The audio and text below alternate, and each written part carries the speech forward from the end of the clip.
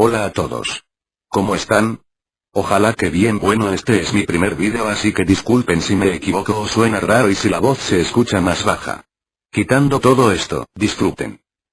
Hace mucho tiempo, entre 1945 y 1950, existía una atracción turística llamada el Laberinto Oscuro. Esta atracción turística tenía aproximadamente 1 millón de visitantes por año. Este laberinto era como 47 metros de largo y 67 metros de ancho. Era tan famoso porque solamente una persona con mucha inteligencia podría salir de ese laberinto, pero, por otro lado, también existía el modo visitante, en el que asistentes del fundador del Laberinto Oscuro daban el recorrido a todos aquellos que tenían temor al internarse completamente solos en el laberinto. Solo se conocía a pocas personas que se atrevieron a entrar al laberinto sin ningún asistente, entre ellas, la más famosa, solo por el hecho de que se perdió y que hasta esa fecha no se lo había encontrado. La ciudad estuvo protestando que cierren aquel laberinto tan peligroso, pero en vez de cerrarlo, decidieron que se prohíba el ingreso de personas sin ningún asistente para que los guíe, ya que por supuesto, todos los asistentes tenían años y años de práctica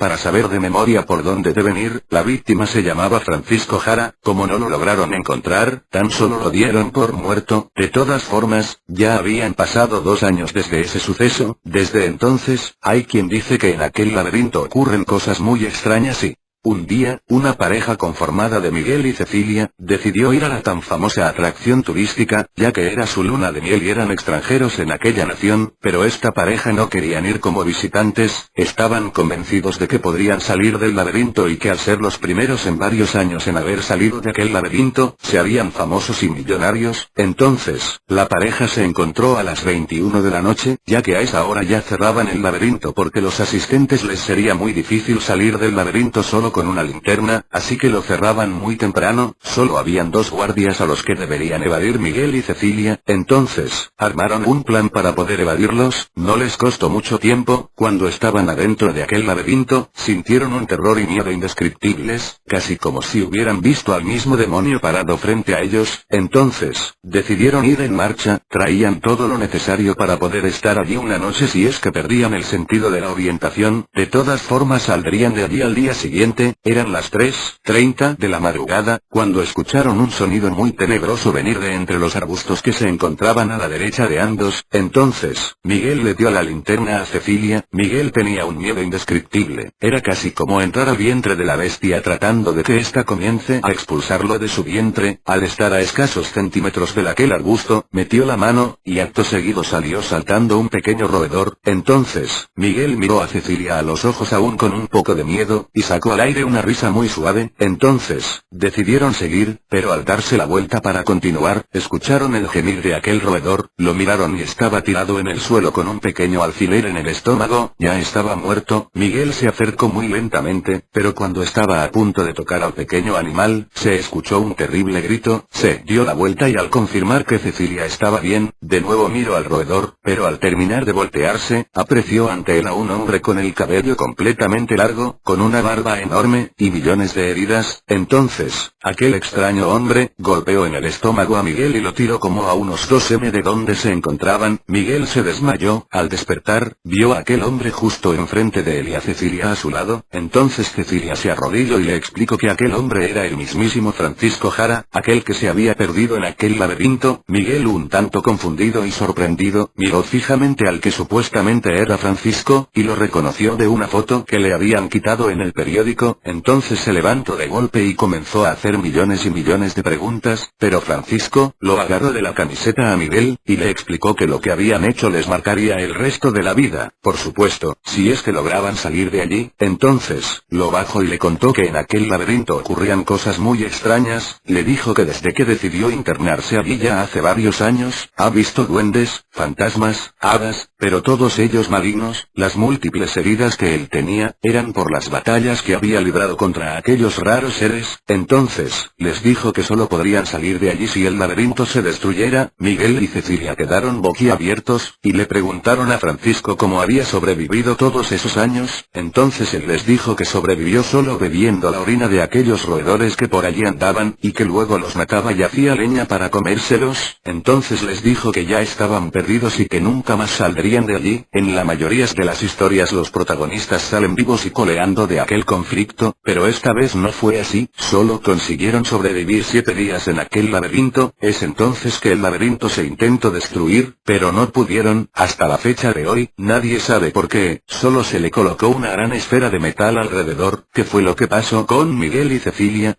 Ambos murieron. En cuanto a Francisco, se dice que sigue rondando aquel laberinto, en busca de la salida, sin saber que ya nunca la encontrará. Es entonces que un día, se decidió sacar la esfera de metal, evacuaron la ciudad y con una extraña bomba muy poderosa que la primera vez que intentaron destruir el laberinto, no existía. Después de haber destruido aquel laberinto, comenzaron a remover todas aquellas plantas que quedaron y no se evaporaron por la bomba, y justo en el fondo, encontraron el cuerpo de Francisco Jara, totalmente intacto, completamente sano y salvo de cualquier quemadura. Ya estaba muerto, pero ¿cómo es que la bomba no lo disolvió en 1000 pedazos?